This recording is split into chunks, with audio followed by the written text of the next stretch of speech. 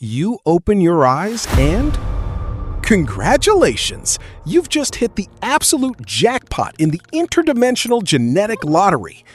You've performed the ultimate no-clip out of reality right through the floor of a furniture store showroom. Forget the soft blankets of a hospital room or the smell of a home-cooked meal. Your new nursery is approximately 600 million square miles of randomly segmented empty office rooms. Welcome to the Backrooms, Tiger. A place where your first cry is drowned out by the electrical hum of 1,000 dying suns, and your birth certificate is just a damp stain on a moldy carpet. But here's the kicker. You officially do not exist. You aren't a human being. You are an anomalous object in a system that treats Euclidean geometry as a polite suggestion. Whether you're a byproduct of the Async Institute's magnetic distortion experiments in the 1980s, or a wanderer cataloged by the MEG, you are just a Personnel Class D asset for a dimension that treats your humanity as an inconvenient glitch in the source code. Your life isn't a hero's journey. It's a 20-year session of sensory deprivation in the ugliest office layout in the multiverse. If you thought the lighting in a DMV was bad, you clearly haven't checked your technical specs here. Your cradle is level 0. Get used to the color, because this fungal, sickly yellow is the only pigment your retinas will ever process again. There are no windows, no doors, only the madness of mono-yellow wallpaper staring back at you with a gaze that feels hungry. But the real killer isn't the sight, it's the sound. The endless background noise of fluorescent lights at maximum hum buzz. This isn't just an annoying buzz. It's a tactical acoustic lobotomy vibrating through your bones until your brain turns into a slurry that matches the stink of old moist carpet beneath your feet. In this space, the walls change position the second you blink. You would spend 20 years trying to map a room that was a hallway yesterday, only to realize you've been walking in a temporal loop designed for a lab rat. Your biggest struggle isn't the monsters, it's canopsia.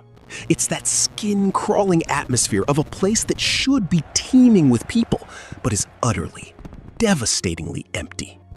The Backrooms are the uncanny valley of place. Your primitive human brain will constantly scream that there's danger around the corner because everything looks off. You'll become like Clark from the 2026 film, an architect who lost his mind trying to solve the perfect geometry of this hell. He was so obsessed, he'd come home smelling of damp carpet and rot while his marriage dissolved. This is psychological torture comparable to Fallout's Vault 112, but without the cozy 1950s simulation to keep you company.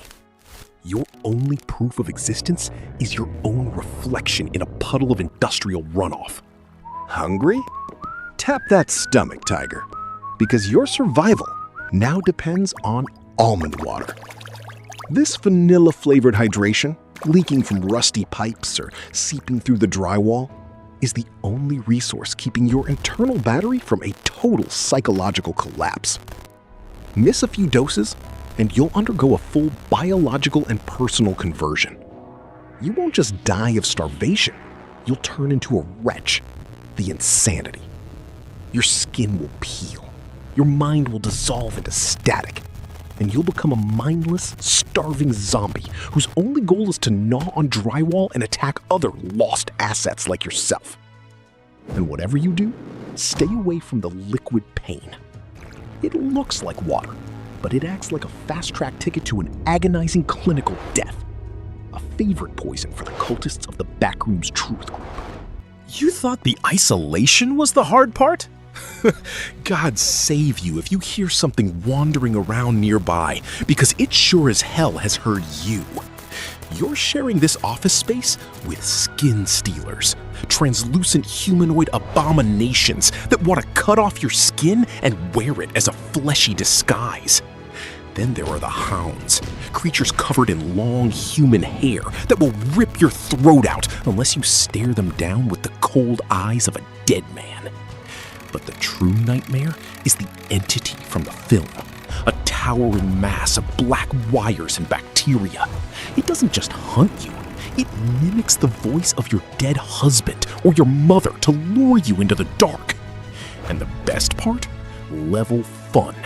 If you see balloons and cake, run. That's the home of the partygoers. Intelligent butchers who want to turn your body into a literal cake for their next guest. They even hack the wikis, writing, "It's very safe here, come play with us." You think you can just hide in level 0? The system will eventually vomit you out into something worse.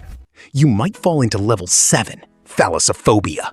A giant flooded room where a ceiling chandelier acts as a sun and a backroom's kraken waits in the depths. Or you might end up in level dash, run for your life. A 10-kilometer hospital corridor bathed in red light where a literal horde of nightmares chases you until your heart explodes. There are no resorts like the planet Telescria here. Every door is just a gateway to a new branch office of hell. For the Async Institute, you aren't a person, you're a statistical error.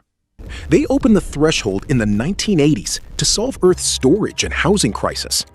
Imagine a corporation trying to move people into yellow hallways to save on mortgage costs.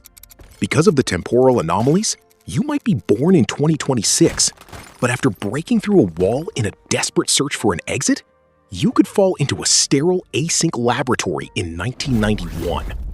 Like Mary in the film, you lose your time, your husband, and your reality in a single heartbeat. You become an officially non-existent object for government researchers to poke and prod at. You are the friendly neighborhood ghost of a dimension that treats your soul like a canopsic error. If you survive long enough, you might find the MEG, Major Explorer Group. They act like the government of the Backrooms, building massive bases in Level 4, Office Heaven. But to them, you're just a wanderer to be cataloged and sent on dangerous scouting missions. You might try your luck at the Level 11 markets, a city-sized trading hub. But even there, the traders will sell you out for a bottle of almond water, knowing that tomorrow you'll probably just be another statistic in a hound's stomach. You are part of an economy built on bones and desperation. In the end, your life in the Backrooms is a closed loop of rage and isolation. You are a ghost in a machine made of black wires and bacteria. You will stare at that yellow wallpaper until your eyes become as empty as the rooms themselves. You can become a legend, you can map every level, and you can save 100 new arrivals. But the end is always the same. You either die screaming in the dark, or you slowly forget what sunlight feels like until you turn into a wretch.